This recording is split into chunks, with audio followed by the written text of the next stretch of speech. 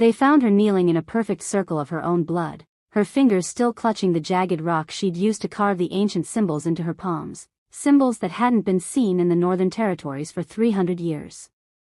But that came later. Sarah woke at 4 a.m. with the taste of ash in her mouth and her heart trying to claw its way out of her chest.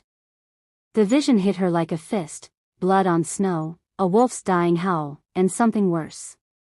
Something she couldn't name but felt in her bones. She rolled out of bed, her bare feet hitting the cold cabin floor, and stumbled to the window. Her breath fogged the glass. Outside, the forest was dark and still, but inside her head, everything was screaming. Tell them. Warn them. But Sarah couldn't tell anyone anything. She'd been born without a voice, an Omega in a world where weakness got you killed. The pack tolerated her because she stayed quiet, stayed out of the way, stayed at the border where no one had to look at her too long. She grabbed her boots and coat, not bothering to lace them properly. Her hands were shaking so hard she could barely work the door latch. When she finally got outside, the cold hit her like a slap, but she barely felt it. The snow was fresh, untouched. Perfect. Sarah dropped to her knees and started drawing. Her fingers moved fast, carving lines and curves and symbols she didn't remember learning. They came from somewhere deep, somewhere that predated words. The snow turned dark under her hands, and she realized dimly that her palms were bleeding. She didn't stop. The symbols spread around her in a circle, warnings, protections, prayers to gods the pack had stopped believing in generations ago. And in the center, one word, spelled out in letters 2 feet high. Betrayer. Sarah sat back on her heels, staring at what she'd written. Her palms burned.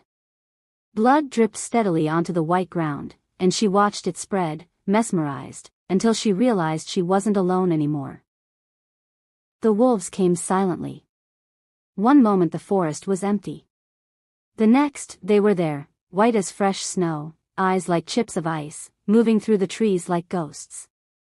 Sarah's breath caught. White wolves. The old story said they died out before her grandmother was born, hunted to extinction by packs who feared their strange magic. But here they were. 30 of them, she counted. Exactly 30. They formed a circle around her, and Sarah knew she should be terrified. Should be running. Should be doing anything except sitting there in her own blood while extinct wolves surrounded her. Instead, she stayed perfectly still. The largest wolf, a male with a scar across his muzzle, stepped forward. His eyes met hers. And then, slowly, deliberately, he lowered his head and bent his front legs. He bowed. The others followed, 30 white wolves pressing their noses to the snow in perfect unison. Sarah's heart hammered against her ribs. This wasn't possible. This wasn't. Don't move. The voice came from behind her, low and dangerous. Sarah knew it instantly. Killian. The pack's enforcer. The one wolf in the territory who scared her more than the alpha himself. She heard the whisper of steel as he drew his blade. I said don't move. Killian's boots crunched through the snow as he circled around to face her. What the hell is this? Sarah opened her mouth, an old instinct, even though nothing would come out. She gestured helplessly at the wolves, at the symbols, at the word written in the snow. Killian's eyes flicked to the message. His jaw tightened. Where did you learn those marks? She shook her head. I don't know. But he couldn't hear what she wasn't saying. The white wolves. Killian's knuckles were white around his blade's handle. They're supposed to be extinct. One of the wolves lifted its head and stared at him. Not aggressive. Just watching. They bowed to you, Killian said. His voice had gone quiet. Quieter was worse with Killian. It meant he was thinking, calculating, deciding whether you lived or died. Why would they bow to an Omega? Sarah pointed at the word in the snow. Betrayer. You're warning us, Killian said slowly. About someone in the pack. She nodded frantically. Yes. Yes. Who? Sarah grabbed the rock she'd been using and carved into her already bleeding palm, adding more symbols. Names. Positions. Everything the vision had shown her, even though she didn't understand half of it herself. Killian crouched down, studying her work. His face was unreadable. Pack law says if an Omega attracts outside wolves, they're a threat. The sentence is death. Sarah's blood went cold. But these wolves aren't attacking. Killian glanced at the white wolves again. They're protecting you. Why? I don't know, she wanted to scream. I don't know anything except that something terrible is coming and I'm the only one who saw it and no one will listen to me because I can't speak. Footsteps. Multiple sets, coming fast through the trees. The white wolves' heads snapped up in unison. And then, like smoke in wind, they were gone. 30 wolves vanished between one heartbeat and the next, leaving nothing but prints in the snow. Killian? A new voice, sharp with authority. Report. Alpha Ronan emerged from the tree line with 6 pack warriors at his back. He was tall, broad-shouldered, with eyes the color of amber and a smile that never reached them. Sarah had been taught from childhood to lower her gaze in his presence. She kept her eyes on the ground. I found the Omega conducting some kind of ritual, Killian said carefully. She's drawn symbols. Old ones. Ronan's boots appeared in Sarah's line of sight. He grabbed her jaw, forcing her head up. His fingers were cold. Is this blood magic? Sarah shook her head desperately. She can't answer you, Killian said. She's mute. I know what she is. Ronan released her jaw and stepped back, studying the symbols carved in the snow. These marks are forbidden. They haven't been used since the purge. She's trying to warn us, Killian said. Look at the word. Betrayer. Ronan's voice was flat. How convenient. An Omega who can't speak suddenly has a message for us. He turned to his warriors. Take her to the compound. Lock her in the holding cell. We'll question her properly at dawn. 2 warriors grabbed Sarah's arms, hauling her to her feet. Her palms screamed in protest, blood running down her wrists. She looked at Killian, pleading with her eyes. Help me. Please. But Killian just watched, his expression unreadable. The warriors started dragging her away. Sarah dug her heels into the snow, twisting, fighting, trying to make them understand. She managed to wrench one arm free and lunged toward Killian. Her fingers closed around his wrist. Before the warriors could pull her back, she pressed her bloodied palm against his skin and traced a symbol with her fingertip. One symbol. Quick and desperate. Killian's eyes widened. Then the warriors had her again, and they were pulling her into the trees, away from the cabin, away from the circle of blood and symbols and warnings that no one would believe. But she'd done it. She'd gotten the message to him. The symbols she'd traced on Killian's wrist burned like a brand, and as the forest swallowed them, Sarah could only hope he understood what it meant. Run. Wanting to see what would happen next, subscribe to this channel to get to listen to more of our upcoming exciting stories. Click on the subscribe button now. Thank you. Chapter 2. The holding cell smelled like fear and old blood. Sarah sat on the stone floor with her back against the wall, cradling her ruined palms. The cuts had stopped bleeding, but they throbbed with every heartbeat. In the dim light from the corridor, she could see the symbols carved into her skin, still visible beneath the dried blood. She closed her eyes and let herself remember what she'd spent 3 years trying to forget. The courtyard had been full that day. Every wolf in the pack gathered to witness justice, they'd called it. Sarah had been 17, still new to her Omega status, still stupid enough to think honesty mattered more than survival.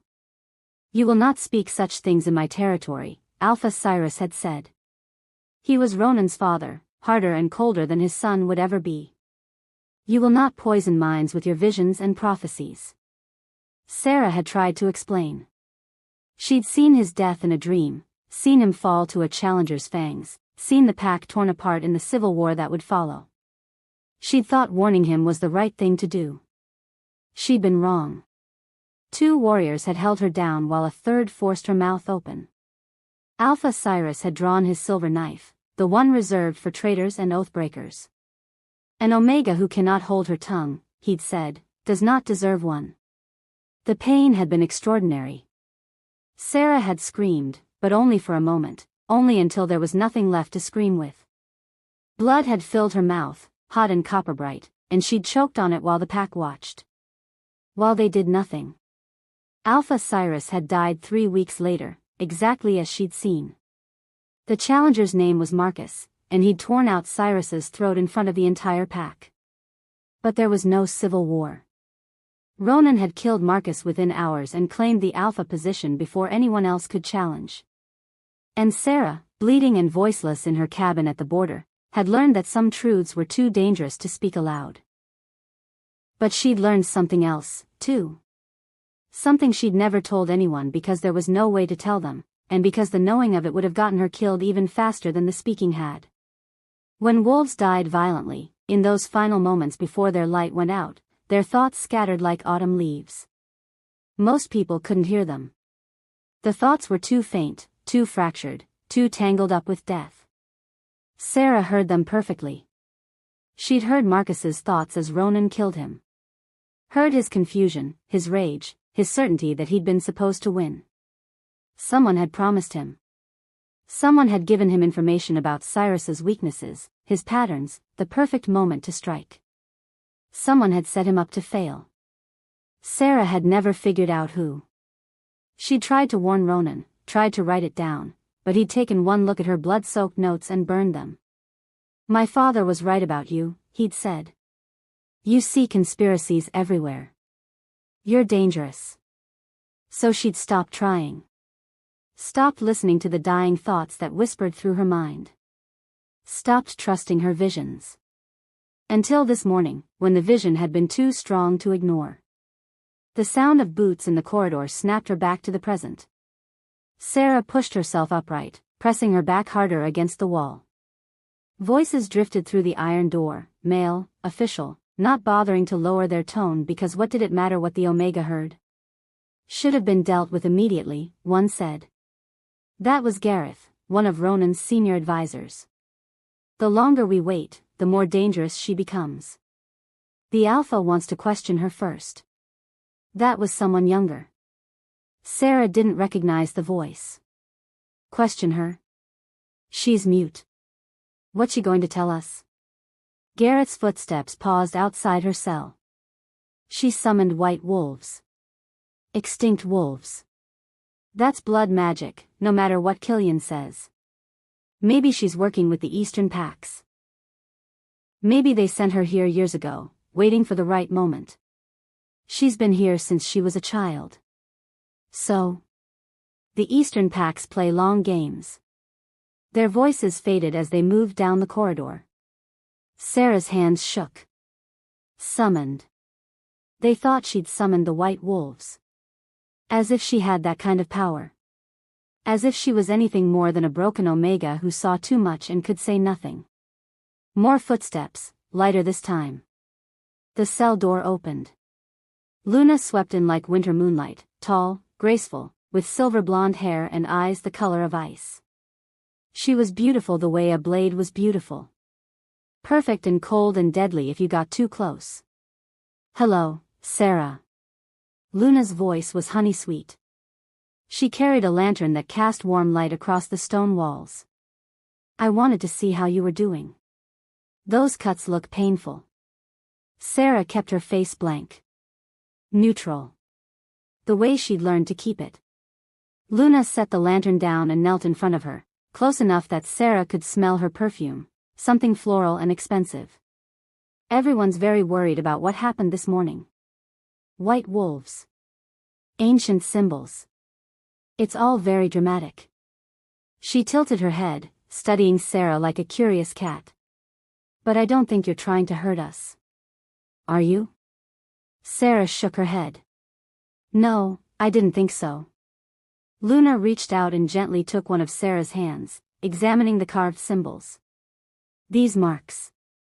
Where did you learn them? Sarah tried to pull back, but Luna's grip tightened. Not painful, but firm. Inescapable. It's all right, Luna murmured. You can trust me. I know what it's like to be misunderstood. To have gifts that frighten people. Her ice blue eyes locked onto Sarah's. I know about your real gift, Sarah. The one you've been hiding. Sarah's heart stopped. Don't look so surprised. Luna smiled, but it didn't reach her eyes. Did you think no one noticed? The way you flinch when warriors die on patrol?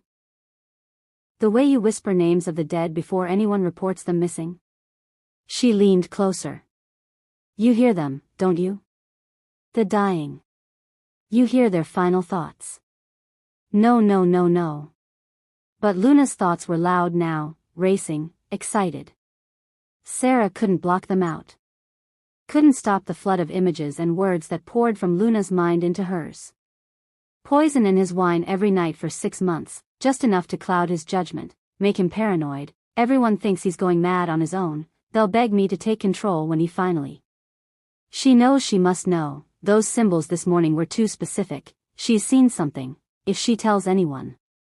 Execution at dawn, already arranged. Gareth thinks it's his idea, but I suggested it. She'll be dead before she can expose.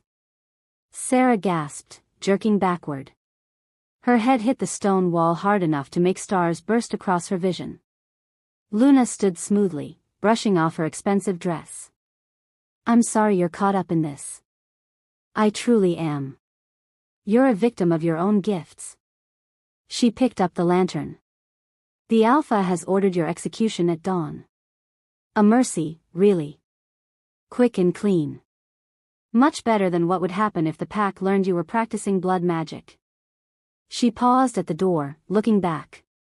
In the lantern light, her face was serene. Beautiful. Monstrous. For what it's worth, Luna said softly, I hope your next life is kinder than this one. The door closed.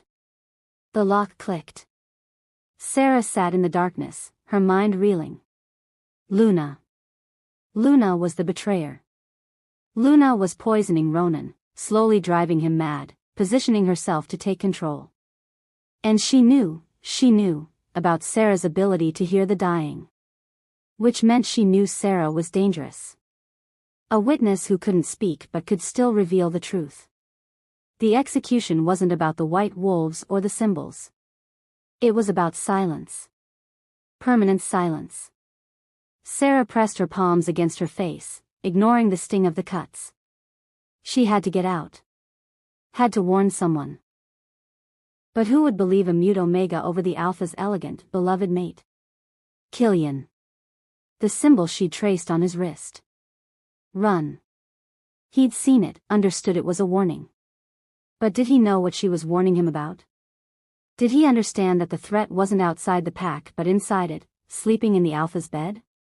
Hours passed. Sarah tried to rest but couldn't. Every time she closed her eyes, she saw Luna's cold smile, heard the whisper of her thoughts, dawn, already arranged, dead before she can expose. When footsteps approached again, Sarah scrambled to her feet. The door opened. Killian filled the doorway, holding a tray with bread, water, and what might have been dried meat. He didn't look at her as he entered, just set the tray on the floor and stepped back. Eat, he said. His voice was flat. Professional. The Alpha wants you healthy for questioning. Sarah stared at him. She needed him to see her. Needed him to understand. Killian turned to leave. No. Sarah lunged for the water cup, deliberately knocking it over. The water spilled across the stone floor in a wide puddle. Killian stopped, turned back, irritation flickering across his face. Clumsy, he muttered. Sarah dropped to her knees and plunged her finger into the water. She drew fast, her movements frantic. Letters formed in the spreading puddle. Luna. Killian went very still. Poison. His eyes flicked to her face. She kept writing. Alpha. For a long moment, Killian just stared at the words written in water on stone. His expression gave away nothing. He was an enforcer, trained to hide his thoughts, to reveal nothing that could be used against him. "That's a serious accusation," he said finally. His voice was low, barely above a whisper. Sarah nodded frantically. She pointed to her own head, then to her chest, trying to make him understand. "I know. I heard. I'm sure. If you're lying." She shook her head violently. Pointed at the words again. "Luna Poison Alpha." Killian crouched down, bringing himself to her eye level. His dark eyes searched her face. "How do you know?" Sarah couldn't answer that. Couldn't explain about the dying thoughts, about the gift that had haunted her since childhood. Instead, she traced more words in the water. "She knows I know." Dawn execution. Understanding flickered across Killian's face. Then something else, calculation, maybe. Or fear. He stood abruptly. "I'll look into it." "No. No, that's not enough." But he was already at the door. "Don't try anything stupid," he said without looking back. "The guards have orders to kill you if you attempt escape." The door closed. The lock clicked. Sarah stared at the water on the floor, at her accusations already evaporating in the cold air.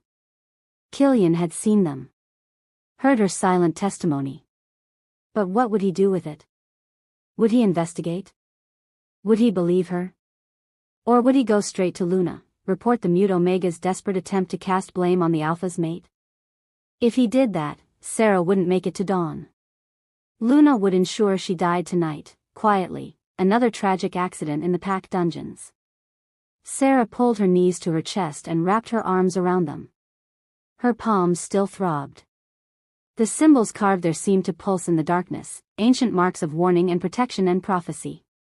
She'd tried. She'd warned him. If Killian didn't believe her, if he betrayed her to Luna, then there was nothing else she could do. Sarah closed her eyes and waited for dawn. Or death. Whichever came first. Wanting to see what would happen next, subscribe to this channel to get to listen to more of our upcoming exciting stories. Click on the subscribe button now. Thank you. Chapter 3. Midnight came with the sound of picks against metal. Sarah jerked awake, her heart slamming against her ribs. She dozed off against the wall, exhausted from fear and pain and the weight of knowing too much. Now she scrambled to her feet as the cell door swung open. Killian stood in the doorway, dressed in black, a pack slung over his shoulder. His face was grim. "We have 3 minutes before the guard rotation," he said. "Come on." Sarah didn't move. This could be a trap. Luna could have sent him to make it look like an escape attempt, give them an excuse to kill her in the corridor. Killian seemed to read her hesitation. "I checked the Alpha's chambers. Found Luna's private collection of herbs and powders. Nightshade. Hemlock. Widow's root." His jaw tightened. "She's been poisoning him." "You were right." Something in Sarah's chest loosened. He believed her. He actually believed her. "But we can't expose her yet," Killian continued. "She has half the pack's senior wolves in her pocket. If we accuse her without proof, we'll both end up dead." He held out his hand. "So we run. We figure out our next move when we're not in a cell. Now move." Sarah grabbed his hand and let him pull her into the corridor. They moved fast through the dungeon, Killian leading her through turns she didn't recognize. He knew this place intimately, every guard post, every blind spot, every weakness in the compound's defenses. Of course he did. He was the enforcer. He designed most of these defenses himself. They emerged into the cold night air through a service entrance near the eastern wall. The forest was dark beyond the compound, thick with shadows and secrets. Sarah's breath misted in front of her face. "There's a safe house 2 miles north," Killian said quietly. "We'll hide there, gather evidence, Figure out how to. He stopped. Sarah felt it too. That prickling awareness that meant they weren't alone. The white wolves stepped out of the darkness like ghosts materializing from mist. 30 of them, just like before, forming a silent circle around Sarah and Killian.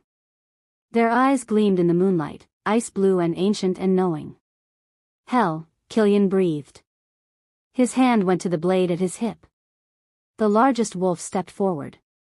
Not the scarred male from before, but a female, massive, her coat so white it seemed to glow, her eyes not blue but silver. Pure silver, like coins or moonlight or something from the old stories. She looked directly at Sarah. And then she shifted. The transformation was nothing like what Sarah had seen in the pack. Pack wolves shifted with violence, bones breaking and reforming, skin tearing to make way for fur, the whole process accompanied by screams or snarls. This was different. The white wolf simply changed, as if she was made of moonlight and could be any shape she chose. The woman who stood before them was tall and ethereal, with silver white hair that fell to her waist and those same impossible silver eyes. She was naked but didn't seem to notice or care, as if modesty was a concept beneath her consideration. Sarah of the Northern Pack, the woman said. Her voice had a strange quality, like wind through winter trees. We have waited 300 years for you. Killian's blade was out now, positioned between Sarah and the white wolf woman. Stay back. The woman didn't even glance at him. You cannot protect her, enforcer. No mortal wolf can. She belongs to the old world, not this diminished age. What the hell are you talking about? Killian demanded. She doesn't know. The woman's silver eyes flickered with something that might have been pity. Of course she doesn't. They cut out her tongue to silence her, never understanding what she truly was. She took a step closer. Sarah. Child of the moon, blessed line. Last living heir to the spirit speakers. Do you know what that means? Sarah shook her head slowly. Her heart was hammering. Moon blessed. Spirit speakers. The term sounded familiar, like something from a half-remembered dream. Your bloodline is ancient, the woman continued. Before packs, before territories, before wolves learned to fear their own power, your ancestors walked between worlds. They spoke to the dead, communed with spirits, bridged the gap between flesh and soul. She gestured to Sarah. You are not mute because your tongue was taken. You were born with your power sealed, a natural protection. If you were to speak aloud with your gift unleashed, every supernatural creature within 100 miles would be drawn to you like moths to flame. The seal has kept you hidden. Kept you safe. That's insane, Killian said. Is it? The woman's gaze finally shifted to him. Then explain how she hears the thoughts of the dying. How she sees futures that haven't happened yet. How she drew symbols of power she never learned. She looked back at Sarah. Your body knew what your mind did not. When the danger grew too great, when the betrayal came too close, your power broke through the seal. The symbols on your palms, those are spirit marks. Anchors to the realm beyond death. Sarah looked down at her bloodied hands. The cuts had scabbed over, but the symbols were still visible, still thrumming with something she didn't understand. We've been watching you, the white wolf woman said. Waiting for your power to manifest. When we felt the spirit marks activate, we came. To protect you. To bring you home. Home. Killian's voice was sharp. Where? The sanctuary. Where the last of the old magic still lives. Where she'll be safe from. No, Killian interrupted. She's not going anywhere. She's the only one who can expose Luna. The only one who knows the truth. The truth? The woman laughed, a sound like breaking ice. She knows a fraction of the truth. Luna's poison is the least of your concerns. My alpha is dying. Your alpha, the woman said, her voice suddenly hard, is more than he appears. And his connection to Sarah runs deeper than you know. Sarah's breath caught. She stared at the woman, questions burning in her throat that she couldn't ask. The White Wolf woman seemed to hear them anyway. Ronan is your fated mate, child. The bond was forged before either of you were born, written in the stars and blood and ancient magic. But it never manifested because Luna has been suppressing it. The words hit Sarah like a physical blow. Fated mate. Ronan. The Alpha who'd called her dangerous, who'd ordered her execution, who'd never looked at her as anything more than a broken Omega to be tolerated and ignored. That's impossible, Killian said. Fated bonds manifest immediately when mates meet. There's no way to hide them. There is if you know the right magic. If you're willing to pay the right price. The woman's expression darkened. Luna has been working dark magic for years. The poison is just one tool in her arsenal. She's been binding Ronan's wolf, suppressing his instincts, making him blind to what's right in front of him. And she's been doing something worse. Sarah felt cold all over. Worse than poisoning the Alpha? Worse than suppressing a fated bond? 3 nights ago, the woman continued, Luna performed a summoning ritual. We felt the disturbance from 100 miles away. She opened a doorway that should have remained sealed. A doorway to what? Killian demanded. To the Shadow Realm. To things that have been hungry and waiting for centuries. The woman's silver eyes locked onto Sarah. Your warning this morning, betrayer, you saw Luna's treachery. But that wasn't the real danger, was it? There was something else in your vision. Something darker. Sarah nodded frantically. Yes. Yes. She'd seen Luna, seen the poison, seen the betrayal. But behind it all, lurking in the shadows of her premonition, there'd been something massive and terrible and wrong. Something that made her bones ache and her spirit scream. She's summoning something, the White Wolf woman said quietly. Something ancient and hungry. And when it comes through, it won't just destroy your pack. It will consume everything for miles. Every wolf, every human, every living thing. Killian's face had gone pale. Why would she do that? Power. Control. Perhaps she believes she can command what she's called. Perhaps she's simply mad. The woman shook her head. The reason doesn't matter. What matters is stopping her before the summoning is complete. When? Killian asked. The new moon. 3 days from now. 3 days. Sarah's mind raced. 3 days to stop Luna, to expose her, to somehow convince a pack that hated her that their Alpha's beloved mate was summoning monsters from another realm. We should take her away, one of the other white wolves said, shifting into human form. A young male with the same ethereal quality. Before the darkness comes. She's too important to risk. No. The matriarch's voice was firm. She was still looking at Sarah. It's her choice. It must always be her choice. Sarah stared at the White Wolf woman. At Killian. At the pack compound behind them, full of wolves who'd watched her be mutilated, who'd called her dangerous, who'd locked her in a cell to await execution. Why should she save them? Why should she risk everything for people who'd given her nothing but pain? But even as she thought it, she knew the answer. Because there were children in that compound. Because there were Omegas like her who'd never asked for any of this. Because if Luna's summoning succeeded, the darkness wouldn't stop at the pack. It would spread. It would consume. And because somewhere in that compound, blinded by dark magic and poison, was the wolf who was supposed to be her mate. The wolf she'd never known. The bond she'd never felt. She had a choice. Run and save herself, or stay and fight a battle she had no weapons for. Sarah turned and walked 3 steps to where the snow lay pristine and undisturbed. She knelt down, ignoring the protest from her injured palms, and began to write. Killian and the White Wolf matriarch watched in silence. The words appeared in the snow, carved by Sarah's bloodied fingers. Luna summoning something. She sat back, looking up at them both. Then she added 3 more words. Must stop her. The white wolf matriarch smiled, sad and proud at once. So be it. The moon blessed chooses to fight. She turned to her pack. We stay. We help. And if the darkness comes, we face it together. Killian let out a breath. You're both insane. But he was looking at Sarah with something new in his eyes.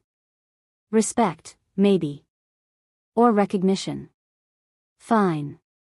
We have 3 days to gather proof, expose Luna, and stop whatever she's summoning. Against a mate who controls half the pack and has access to dark magic. He shook his head. We're going to need a plan. Sarah nodded and started writing again in the snow. Need to free Ronan. Break the binding. Restore the bond. The white wolf matriarch read her words and nodded slowly. Yes. If we can break Luna's hold on the Alpha, restore his connection to you, the fated bond will give him strength to fight her influence. But the binding magic will be powerful. Breaking it will require. She stopped. Her silver eyes went wide. All the white wolves suddenly had their heads up, ears pricked, bodies tense. What? Killian's hand went to his blade. What is it? She knows, the matriarch whispered. Luna knows Sarah escaped. And she's not sending wolves to find her.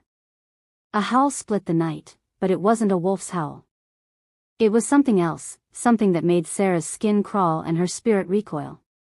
It came from the direction of the pack compound, but it sounded like it came from somewhere much farther away.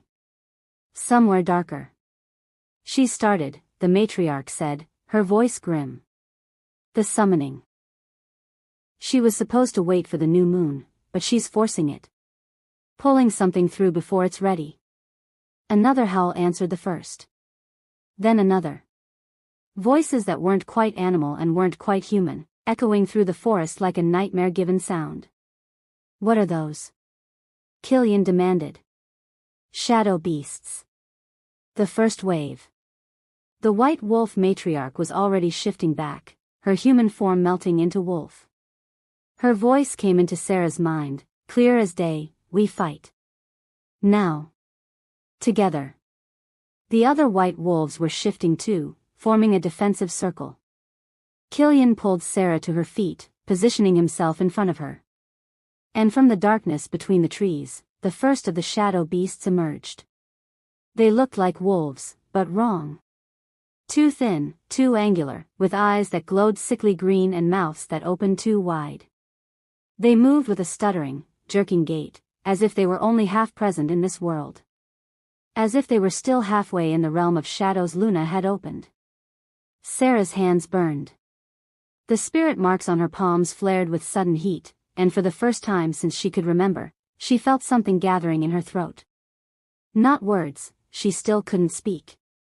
But power. Old magic, waking up after years of sleeping. The shadow beasts attacked. And Sarah's war began. Wanting to see what would happen next, subscribe to this channel to get to listen to more of our upcoming exciting stories. Click on the subscribe button now. Thank you. Chapter 4. The blood moon rose like a wound in the sky. Sarah crouched in the shadows of the compound's outer wall, watching wolves gather in the central courtyard for the festival. They wore ceremonial paint and carried torches, their voices raised in the old songs.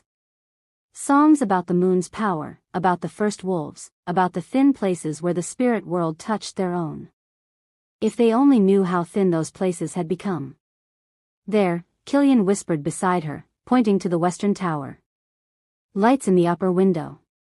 That tower's been sealed for decades. Not sealed anymore, the white wolf matriarch, who'd told them to call her Astrid, said softly. She'd come in human form, along with 2 of her pack, the young male, Thorn, and a fierce female warrior named Neve.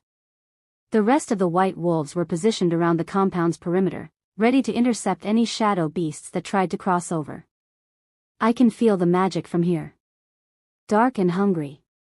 Sarah could feel it too.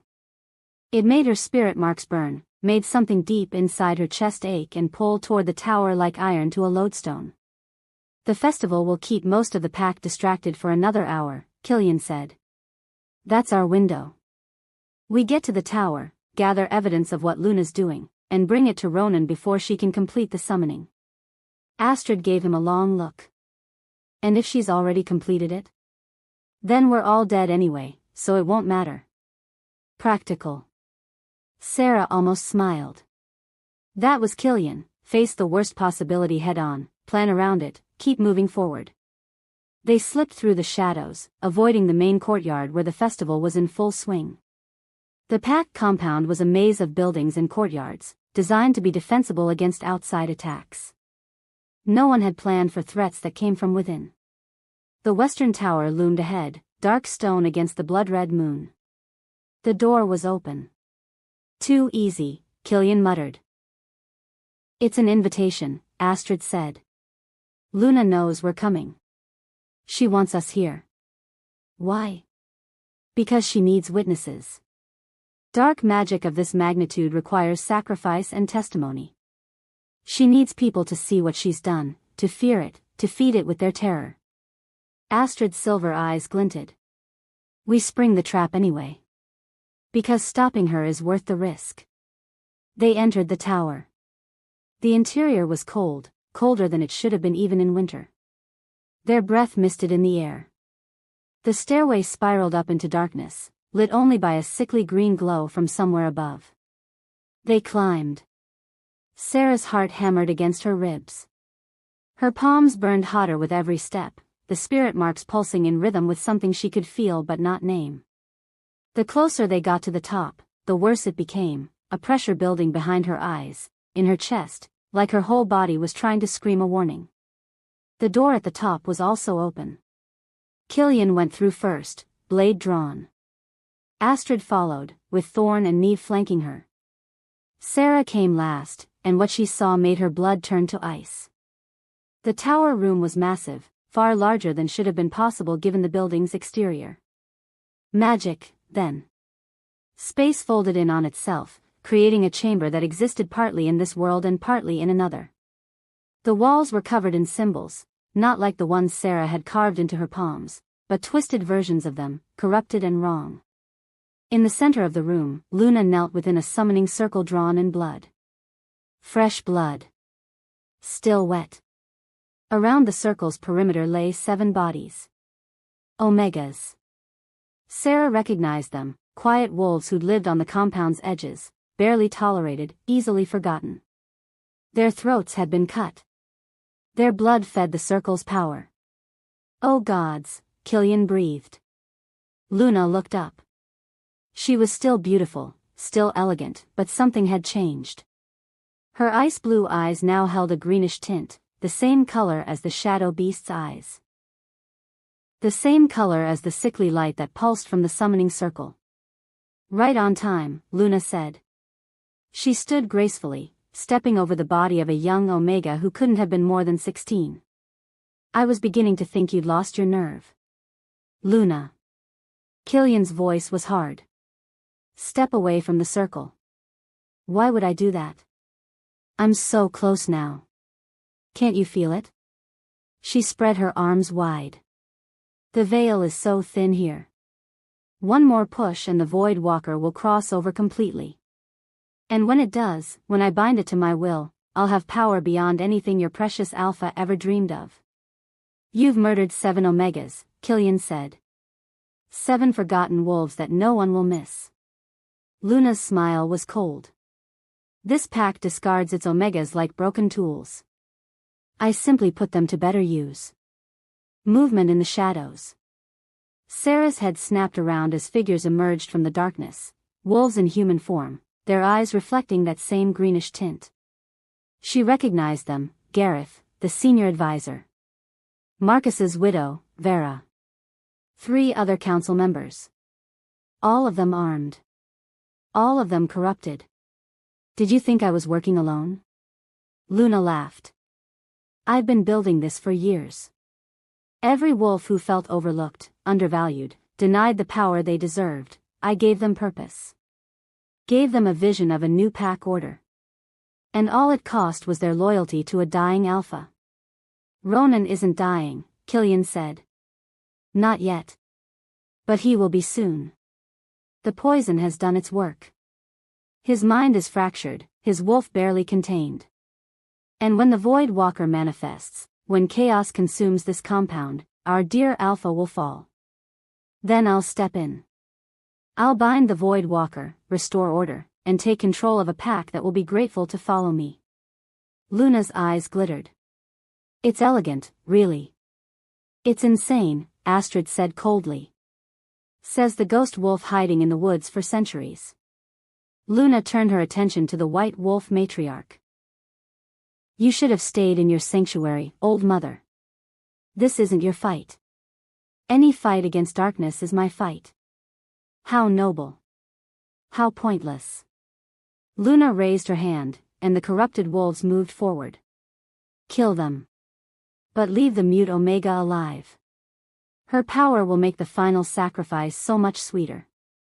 The battle erupted. Killian met Gareth's attack with brutal efficiency, their blades clashing in the greenlit darkness.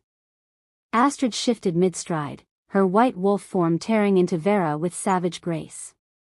Thorn and Neve engaged the other corrupted wolves, fighting with the fluid coordination of pack mates who'd trained together for lifetimes. Sarah pressed herself against the wall, trying to stay out of the way. She was useless here, no weapons, no training, no voice to call for help. All she could do was watch and pray they survived. Luna resumed her position in the summoning circle, her hands moving in intricate patterns as she chanted in a language that hurt to hear. The blood on the floor began to glow, pulsing brighter with each word. The veil was tearing. Sarah could feel it, a wrongness in the air, like reality itself was splitting open. The tower door crashed open. Alpha Ronan stormed in, and Sarah's heart stopped. He looked wrong. Wild. His eyes were more gold than amber now, pupils dilated, foam flecking his lips. The poison had done its work, he was barely holding onto his human form, barely holding onto sanity. Betrayers, he snarled. I knew it. Killian, you've been plotting against me. Ronan, no. Killian tried to disengage from Gareth. It's Luna, she's been. But Ronan wasn't listening. He launched himself at Killian with inhuman speed, claws extended, going for the throat. Killian barely got his blade up in time. Ronan, stop. You're being manipulated. Liar. Ronan's fist connected with Killian's jaw, sending him crashing into the wall. Luna warned me. Said you were the traitor. Said you were working with the White Wolves to overthrow me. He was going to kill him. Sarah could see it in Ronan's mad eyes, in the way his claws were extending further, his wolf taking over. Killian was good, but he couldn't fight the Alpha without killing him, and killing him would doom them all. Sarah looked at Luna, saw the triumphant smile on her face. This was the plan. Let Ronan kill his own enforcer, eliminate her strongest opponent, complete the summoning while everyone was distracted. Sarah's palms burned like fire. The spirit marks were glowing now, visible through the dried blood and scabs. Power was building inside her, the same power that had been sealed since birth, the power that would draw every supernatural creature within 100 miles if she unleashed it. But Killian was going to die. And the choice wasn't really a choice at all. Sarah opened her mouth, the mouth that had been silent for 3 years, the throat that had been ruined by a silver blade, and she screamed. One word. Impossible and necessary and true. Mate. The word tore out of her like lightning, like thunder, like every storm that had ever raged given voice. It wasn't speech, it was power, raw and ancient and unstoppable. The sound waves rippled outward, visible as distortions in the air, carrying with them the weight of 300 years of sealed magic suddenly unleashed. Every wolf in the tower froze. Every supernatural creature within 100 miles turned toward the compound. And the mate bond, suppressed for 3 years by Luna's dark magic, snapped into place with the force of a physical blow. Sarah felt it slam into her chest, into her soul, a connection so profound and visceral it drove her to her knees. She could feel him, Ronan, his confusion, his pain, his fractured mind suddenly clearing as the bond burned away the poison's influence like sunlight through fog. Ronan staggered backward, his hand going to his chest. What is? His eyes found Sarah's across the room. Recognition crashed over his face. Horror followed immediately after. No, he whispered. No, you're the Omega. The one who spoke blasphemy. The one my father. His face went pale. Luna said you were dangerous. Said you were trying to manipulate me. Said cutting your tongue was mercy, was protection. She lied, Astrid said quietly. About everything. The mate bond pulsed between them, undeniable now, flooding Ronan with the truth. Sarah could feel his emotions through it, the dawning realization, the shame, the rage at being manipulated. But there was no time for reconciliation. Because Luna was laughing. Perfect, she said, her voice ringing with manic joy. Oh, this is perfect. The mate bond manifesting now, at the ritual's completion. The power surge from a moon-blessed Omega breaking her silence. She spread her arms wide. You've just given me everything I needed. The summoning circle blazed with light. The blood of the murdered Omegas rose into the air, forming a spiral pattern that spun faster and faster. The veil between worlds didn't just tear, it shattered. The Void Walker came through. It was massive, 20 feet tall and made of shadow that moved like liquid, like smoke, like the absence of light given form. It had too many limbs, too many eyes, a mouth that opened in a silent scream of eternal hunger. The temperature in the room dropped to freezing. Frost formed on the walls, on the floor, on the bodies of the dead Omegas. The Void Walker's presence was wrong. It hurt to look at, hurt to breathe in the same space as it. Reality itself seemed to recoil from its existence. Yes. Luna's voice was triumphant. I bind you. I command you. You will serve me, give me your power, make me. The Void Walker looked at her. And then it struck. Luna's scream was cut short as shadowy tendrils wrapped around her, lifting her into the air. Her body convulsed. The greenish tint in her eyes spread, consuming the blue entirely, then spreading across her skin like a stain. No, she gasped. No, I control you, I summoned you, you have to obey. But the Void Walker was never going to obey. It was hunger incarnate, darkness distilled to its purest form. It had been trapped in the shadow realm for eons, and now it was free and starving. It consumed Luna in seconds. Her body disintegrated, turned to ash and shadow, absorbed into the Void Walker's form. Her final scream echoed through the tower and then cut off abruptly. The Void Walker grew larger. It turned toward the rest of them, and Sarah could feel its hunger pressing against her mind. It wanted to consume everything, all the life, all the light, all the warmth in the world. It wanted to drag reality itself into the void. Everybody out! Killian shouted. Now! The corrupted wolves broke and ran. So did Gareth and the others who'd conspired with Luna. Their mistress was dead, their promised power was devouring them instead. They fled down the stairs in a panic. The Void Walker reached for them, its tendrils extending like seeking fingers. Ronan moved to Sarah's side, his presence solid through the mate bond. His eyes were clear now, the madness burned away by the bond's power. He looked at her, really looked at her, and she saw the weight of guilt and recognition in his gaze. I'm sorry, he said, his voice breaking. Gods, Sarah, I'm so sorry. Luna told me, she made me believe. He shook his head. I ordered your mutilation. I called you dangerous. And all this time, you were. Save it for later, Astrid interrupted. She'd shifted back to human form, blood on her mouth from the fight. The Void Walker is loose. We need to stop it before it destroys everything. How? Ronan demanded. Luna was the only one who knew the binding ritual. Luna's ritual was corrupted from the start, Astrid said. She never could have controlled it. But Sarah can banish it. They all turned to stare at Sarah. The moon blessed were created for this purpose, Astrid continued. To guard the boundaries between worlds. To send back what doesn't belong. She looked at Sarah. Your power is fully awakened now. You broke the silence. The question is, are you strong enough to use it? Sarah looked at the Void Walker, at the manifestation of hunger and darkness that was even now reaching toward them with tendrils of living shadow. Then she looked at her palms, at the spirit marks glowing bright as stars. She didn't know if she was strong enough. But she was going to try. If you're still listening to this story up to this point, why don't you subscribe to this channel to continue getting impactful daily stories like this? We would be most grateful if you can do that to help boost this video to reach everyone. Thank you. Chapter 5. The Void Walker's hunger was infinite. Sarah watched in horror as it swept through the tower wall like the stone wasn't even there, its shadow form pouring out into the compound below.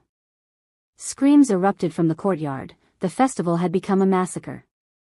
Wolves scattered in every direction, but the Void Walker's tendrils were faster, wrapping around the slowest, the weakest, dragging them into the darkness. Consuming them. We have to stop it, Ronan said, already moving toward the stairs. The mate bond thrummed between them, allowing Sarah to feel his guilt, his desperate need to protect his pack, to make up for the years of blindness. Wait, Astrid said sharply. You can't fight it with claws and teeth. Physical attacks are useless against a Void Walker. Then what? A howl split the night. Not one howl, but hundreds, rising in perfect harmony. Sarah felt the sound vibrate in her bones, recognized it as something ancient and powerful. The white wolves were coming. They poured through the compound gates like a river of moonlight, not 30, but over 200, their white coats gleaming under the blood moon. They moved with deadly precision, forming defensive formations around clusters of panicking pack wolves, using their bodies as shields against the Void Walkers seeking tendrils. At their head ran the scarred male Sarah had seen that first morning. He shifted mid-stride, becoming a grizzled man with silver streaks in his white hair. Astrid, he shouted. How many rifts? 1. But it's massive. Astrid was already moving down the stairs, with Thorn and Neve at her heels. The summoning was complete before we could stop it. Then we contain, the male said grimly. Guardian formation, Sarah's newly awakened power translated automatically. The white wolves shifted their positions, creating a living barrier between the Void Walker and the rest of the compound. But even as they did, Sarah could see it wasn't enough. The Void Walker was too strong, too hungry. Already 3 white wolves had been caught by its tendrils, their bodies dissolving into shadow. Sarah. Ronan's hand touched her arm, and the mate bond flared.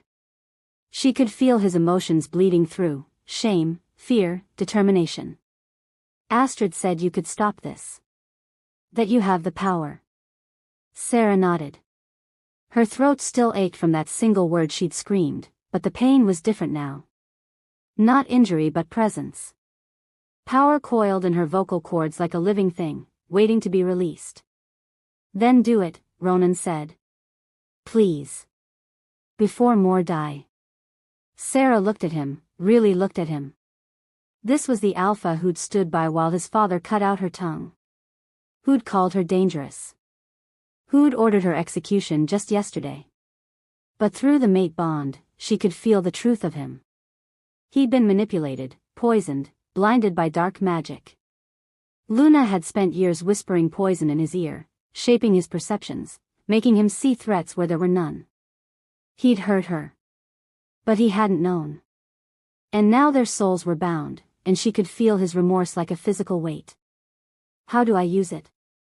Sarah tried to ask, but her ruined throat wouldn't form the words. Frustration surged through her. Your voice is your weapon now, Astrid said, appearing beside them.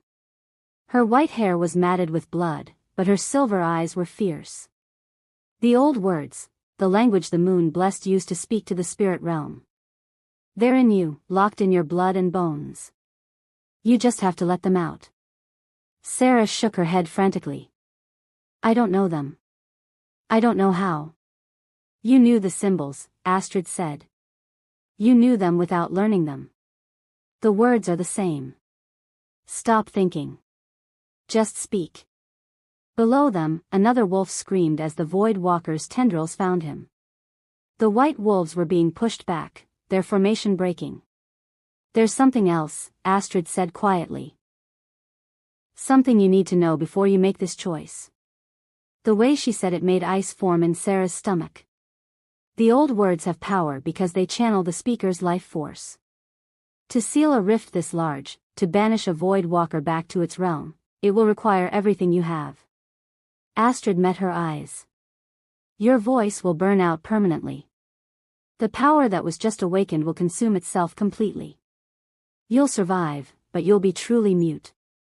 Forever. No magic, no spirit marks, no connection to the realm beyond. Just silence. The words hit Sarah like a blow. She'd just gotten her power back. Just felt what it was like to speak after 3 years of enforced silence. And now she had to give it up.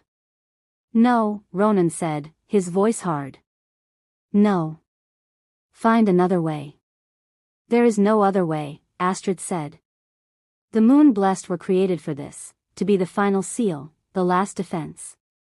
But the cost is always the same. Then I'll pay it, Ronan said. Take my life instead. Take my... It doesn't work like that. Astrid's voice was gentle now. Only she can speak the words. Only she can seal the rift. Ronan turned to Sarah, and the anguish in his eyes nearly broke her. Don't do this. Please. This pack doesn't deserve your sacrifice. I don't deserve it. They mutilated you. I let them. I ordered you killed. His voice cracked. Let them face the consequences of their own darkness. Come with me. We'll run. We'll. Sarah reached up and pressed her palm to his cheek. Through the mate bond, she showed him what she couldn't say. There are children down there. Innocents. Omegas like me who never asked to be part of this. If I run, they die. I can't live with that. Ronan caught her hand, pressed it harder against his face.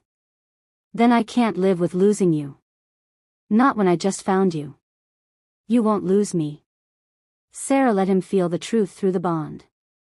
The mate bond connects souls, not voices. We'll still have that. It's not enough.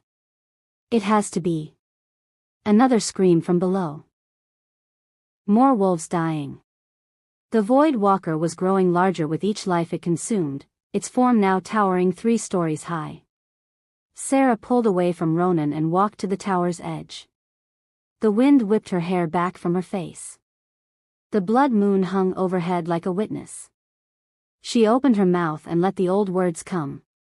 They poured out of her like fire, like starlight, like the first breath of creation. Words that predated language, that existed before wolves learned to speak, before the world was divided into spirit and flesh. They resonated in the air, visible as silver ripples that spread outward in concentric circles. The Void Walker recoiled. Sarah kept speaking. The words burned in her throat, burned in her chest, burned in the spirit marks on her palms. She could feel her power draining away with each syllable, feel the connection to the spirit realm growing thinner. But the words were working. The Void Walker was shrinking, being pulled backward toward the rift Luna had opened. Its tendrils lashed out desperately, trying to anchor itself to this world, but the old words were stronger. Sarah raised her voice, speaking louder, faster. The silver light around her intensified until she was standing in a column of pure radiance. The white wolves howled in response, adding their voices to hers, amplifying the power. The Void Walker gave one final, silent scream of rage and hunger. Then it was sucked backward through the rift, pulled into the shadow realm by the force of Sarah's words. The rift began to close. Sarah spoke the final word, the one that would seal it forever. Her voice burned out in a burst of silver light so bright it turned night to day. Every wolf in the compound had to shield their eyes.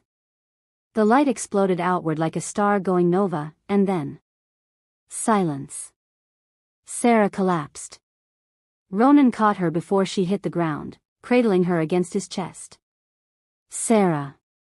Sarah, stay with me. She was still breathing. Still alive. But when she opened her mouth to reassure him, nothing came out. Not sound. Not even air moving past vocal cords. The power was gone. Completely and permanently. Sarah was mute. Can you hear me? Ronan's voice came through the mate bond, desperate and broken. Please. Tell me you can hear me. Sarah focused on the bond, on the thread of connection between their souls. I hear you. Relief crashed through him so powerfully she felt it in her own chest. Thank the gods. He pulled her closer, burying his face in her hair. I'm so sorry. For everything. For what was done to you. For what you had to do tonight. It was my choice, Sarah sent back. And I'd make it again. They stayed like that while the compound slowly settled around them. The white wolves were seeing to the wounded, their ancient magic helping to heal those the Void Walker had touched but not yet consumed. The pack wolves were emerging from hiding, staring at the destruction, at the bodies of those who hadn't survived. At Sarah, glowing with residual silver light, held in their alpha's arms. Killian approached, his face grim. Gareth and the other conspirators are in custody. They're demanding trial by council. They'll get their trial, Ronan said. His voice was hard. And then they'll get execution. Luna's corruption ends tonight. Agreed. Killian paused. The pack is asking for you, Alpha. They need to see you. Need to know we survived. Ronan looked down at Sarah. I don't want to leave you. You're Alpha. They need you. Sarah pushed at him gently through the bond. Go. I'll be here. No, Ronan said aloud. I'm done being the kind of Alpha who puts duty above what matters. Killian. Ronan. You're better suited for it anyway. You've been running this pack for months while Luna had me poisoned and blind. Ronan's voice was firm. I'm abdicating. Effective immediately. You'll be Alpha. Killian stared at him. You can't be serious. I'm completely serious. This pack needs a leader who can see clearly, who wasn't compromised, who has the respect of both the warriors and the council. Ronan met his friend's eyes. That's you. It's always been you. And what will you do? Ronan looked at Sarah, and the mate bond pulsed with certainty. I'll do what I should have done from the beginning. I'll protect my mate. I'll serve as her shield and her voice in the world. And I'll spend the rest of my life trying to earn her forgiveness. You already have it, Sarah sent through the bond. Astrid approached, her white form streaked with blood and ash. The rift is sealed. The Void Walker is banished. You did well, child. Sarah managed a tired smile. The White Wolves would like to offer you a place among us, Astrid continued. As our oracle. The spirit marks on your palms, they didn't burn away with your voice. You still have a connection to the realm beyond, even if you can no longer speak to it. You could help us guard the borders, identify threats before they manifest.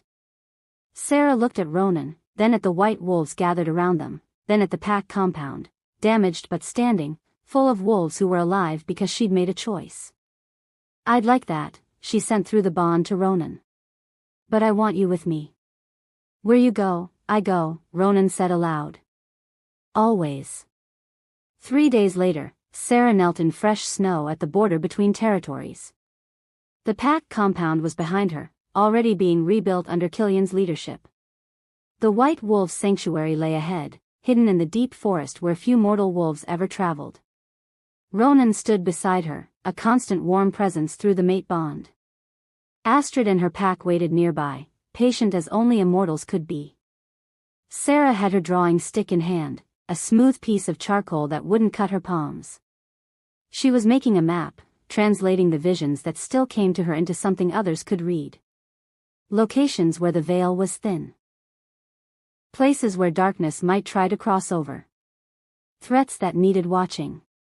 She'd found her purpose. Not in speaking, but in seeing. In warning. In protecting. The map grew under her hands, mountains and rivers and forests marked with symbols only the white wolves could fully interpret. But as she drew, her hand moved of its own accord, adding something she hadn't intended. A new symbol. One she didn't recognize. It was complex, spirals within spirals, circles that intersected in patterns that hurt to look at directly. And it was positioned on the eastern edge of her map, beyond the territories she knew. Sarah sat back, staring at the symbol. What is this? Ronan crouched beside her. I don't know. But it feels important. Astrid approached, her silver eyes widening as she saw what Sarah had drawn. That's the mark of the first ones. The first ones? Before wolves. Before the moon blessed. Before the veil between worlds. Astrid's voice was hushed. The first ones were there when the world was made. Most people think they're myth. But? Ronan prompted. But if Sarah is drawing their mark? Astrid looked at the horizon, toward the east where the symbol pointed. Then they're waking up. As if in response to her words, the white wolves around them suddenly froze. All 200 of them turned toward the eastern horizon. And then, in perfect unison, they lowered themselves to the ground. Bowing. Not to Sarah this time. To whatever was coming. Sarah felt it through her connection to the spirit realm, a presence vast and ancient, stirring from a sleep that had lasted millennia. It wasn't evil like the Void Walker. But it wasn't benevolent either. It was something older than good and evil. Something that existed before those concepts had names. And it was coming. Through the mate bond, Ronan's voice was steady. Whatever it is, we face it together. Sarah looked at him, at the white wolves, at the symbol she'd drawn in the snow. She'd lost her voice but gained a family. Lost her power but gained a purpose. And now, apparently, she'd gained a new threat to face. She smiled, because what else could you do when the universe kept throwing impossible situations at you, and reached for her charcoal again. If something ancient was waking, they'd need more maps. She started drawing. Behind her, 30 white wolves rose from their bow and moved to stand at her back. Not as guards this time, but as companions. As pack. Ronan's hand found hers, their fingers intertwining. The blood moon had set. Dawn was breaking over the mountains, painting the snow gold and pink. And in the east, something vast and ancient and unknowable took its first steps toward the northern territories. Sarah drew faster. The story wasn't over. It was just beginning. If you're still listening to this story up to this point, why don't you subscribe to this channel to continue getting impactful daily stories like this? We would be most grateful if you can do that to help boost this video to reach everyone. Thank you. Chapter 6. Spring came early to the Northern Territories. Sarah stood at the edge of the sanctuary, watching the white wolves train in the meadow below. 3 months had passed since the blood moon, and the world had settled into a new rhythm. Killian ruled the pack with quiet strength. The corrupt council members had been executed. The compound had been rebuilt, cleaner and stronger than before. And Sarah had learned to live in silence again. But this silence was different. She had Ronan, constant through the mate bond, his thoughts and feelings as clear to her as spoken words. She had the white wolves, who'd taught her their ancient sign language, letting her communicate without voice. She had purpose, mapping threats, identifying weak points in the veil, serving as oracle. She should have been content. You're thinking too loud, Ronan's voice came through the bond. He emerged from the tree line, carrying firewood for the evening meal. What's wrong? Sarah touched the symbol she'd drawn in her journal, the mark of the first ones. She'd been dreaming about it every night. The same vision, something massive moving through darkness, getting closer. Still no sign of them? Ronan asked, setting down the wood. Sarah shook her head. The white wolves had sent scouts east. They'd found villages abandoned, forests grown eerily quiet. Whatever was coming, it was driving everything else away. Astrid appeared beside them, moving with her characteristic silence. The council has made a decision. We're sending an expedition to investigate. I'm going, Ronan said immediately. As am I, Astrid replied. Along with 50 of my best warriors. She looked at Sarah. We'd like you to come as well. Your sight may help us understand what we're facing. Sarah nodded without hesitation. This was why she'd survived. Why she'd sacrificed her voice. To stand between her people and the darkness. Together, Ronan sent through the bond, fierce and certain. Together, Sarah agreed. They left at dawn, traveling light and fast. The journey east took 2 weeks, through territories Sarah had never seen. The land grew wilder, older, as if they were moving backward through time. On the 15th day, they found the source. The first one stood in a valley that shouldn't have existed, massive beyond comprehension. It wasn't quite solid, its form shifted between states, sometimes appearing as a wolf the size of a mountain, sometimes as a being of pure light, sometimes as something that hurt to perceive. The white wolves fell to their knees immediately. Ronan pulled Sarah close. What is it? I don't know. But it's beautiful. And it was. Terrifying and beautiful in equal measure, like staring at the heart of creation itself. The first one's voice came not as sound but as knowing, pouring directly into their minds. I am ancient. I am awake. The balance has shifted. The veil has been torn too many times. I come to restore what was broken. We sealed the rift, Astrid said, her voice shaking. The Void Walker was banished. You sealed one. There are others. Wounds in the fabric of existence. I will heal them. But the healing will change your world. How? Ronan demanded. The old magic will return. The powers that were lost will wake. And those who were silenced. The first one's attention turned to Sarah. May speak again. Sarah's heart stopped. Through the mate bond, she felt Ronan's shock, his desperate hope. The first one moved closer, its form solidifying into something almost wolf-like. It lowered its massive head until its eyes, ancient beyond measure, met Sarah's. You gave your voice to seal darkness. A worthy sacrifice. But the world will need speakers again. Oracles who can call to the spirit realm. The first one breathed out, and silver light enveloped Sarah. She felt it in her throat, not healing, but transformation. The old words hadn't burned away. They'd been sleeping, waiting.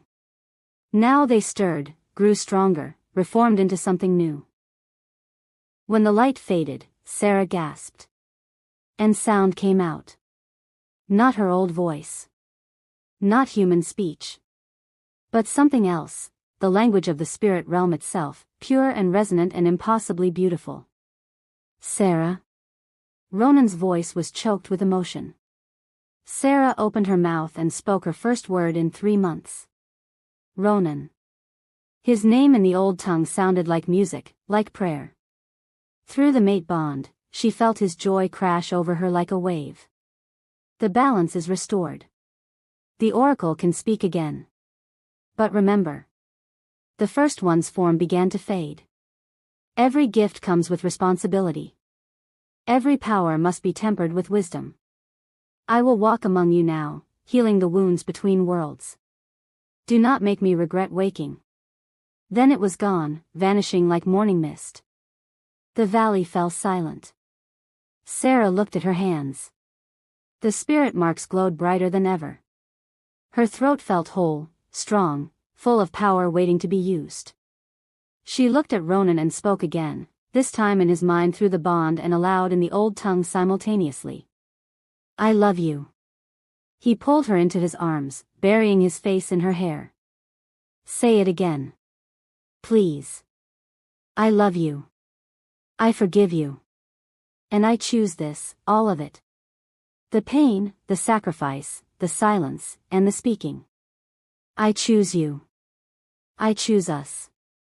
Around them, the white wolves began to howl, not in warning, but in celebration. The sound echoed across the valley, carrying the news that the oracle could speak, that the first ones had returned, that the old magic was waking. A new age was beginning. Astrid approached, tears streaming down her face. The prophecies were true. The moon blessed would rise again. And you, she touched Sarah's shoulder gently. You were the first. But you won't be the last. Sarah understood. Other bloodlines would wake. Other powers would manifest. The world was changing, and she would help guide it. But first, she had something important to do. She turned to face north, toward the pack compound where Killian ruled, where Omegas still lived in fear, where the strong still preyed on the weak. And she spoke, her voice carrying across miles through the spirit realm, reaching every wolf in the northern territories. The old ways are ending. The moon blessed have returned. And any who harm the voiceless, the forgotten, the ones deemed weak, will answer to me. The declaration rang through the collective consciousness of every wolf. A promise. A warning. A new law written in ancient power. Ronan smiled, fierce and proud. Think they'll listen? They will, Sarah said in the old tongue, her voice certain. Or they'll learn. She took his hand, and together they began the journey home, not to the pack that had broken her, but to the sanctuary where she'd been remade. Where she would train the next generation of moon-blessed, teach them to use their voices wisely, help them protect the balance between worlds. Behind them, the first one's presence lingered in the valley, a reminder that some powers were too vast to comprehend, too ancient to challenge. Ahead of them, a new world waited to be shaped. And Sarah, the Omega who'd been silenced, who'd sacrificed everything, who'd been given a second chance, would help shape it. One word at a time. 3 years later. Sarah stood in the sanctuary's council chamber, teaching 5 young moon-blessed how to speak the old words without burning out. Ronan sat nearby, watching with quiet pride. Her voice was strong now, controlled. She'd learned to use it sparingly, wisely, only when necessary. But she could speak. And that made all the difference. A white wolf pup tumbled into the room, followed by a laughing child, Sarah and Ronan's daughter, born under a silver moon, carrying both wolf and moon-blessed blood. The first of a new generation. Sarah scooped her up, and the child giggled, her eyes flashing silver. Mama, tell story. The child said, her voice already touched with the old tongue's music. Which story? Sarah asked, switching to common speech.